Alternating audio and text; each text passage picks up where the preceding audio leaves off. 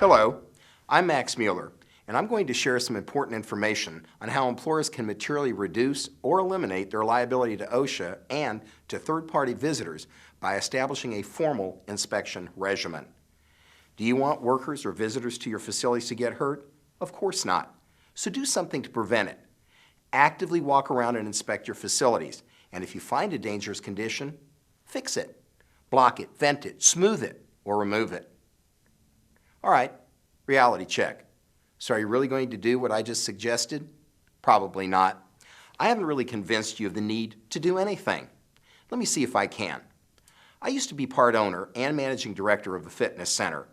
Now, I believed that it was a safe place. I was the one who built the building. I selected the blueprints we used and the construction company that built it. I thought the place was safe. Anyone that worked for me had to have first aid training. Again, I thought the place was safe. Then the day arrived that the $24 discount thermostat that was the only heating and cooling control on the men's whirlpool broke. The water in the whirlpool reached the boiling point. One of my members goes over to the scalding pool of water. He takes hold of the safety rail leading down into the pool. He puts his foot in the water to test it. It burns his foot. He jerks up on the railing. It pops up out of the concrete. He fell in the pool. You know, I've seen my share of bad things in life, but nothing prepared me for what I saw that day. So why am I telling you this terrible story? Because all that could have been avoided if I, the person in charge of keeping my workers and others safe, would have just looked. How about you? Can you certify that at your facility, your handrails are on a preventive maintenance program under which they're checked every month? No? Really? That's just how easy it is to get someone injured or killed at your place. Then you, like me, can run around inside your head and say, "Oh, if only I would have."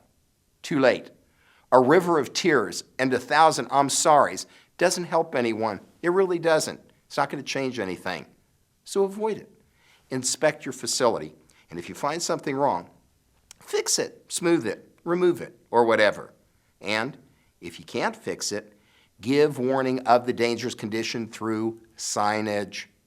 Signage, things like caution, wet floor, or management is not responsible for damage, vandalism, theft, or personal injury occurring on this property. Now, those things create what the law calls a clear care standard. It puts the visitor on notice that if they do something or if they don't do something, then they bring liability onto themselves. But I don't want to mislead you. A sign by itself won't reduce or eliminate your liability. But an inspection program coupled with notice is powerful. You know what else is powerful? Documentation. Here's what you should do.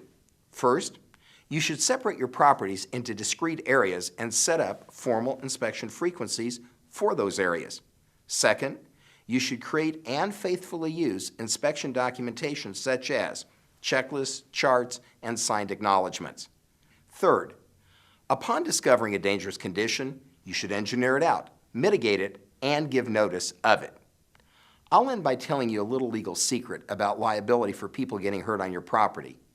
If a plaintiff, including OSHA, cannot prove that you knew or could have known about the dangerous condition in time to remedy it, either the plaintiff can't win the lawsuit or you'll be able to settle at a much lower cost.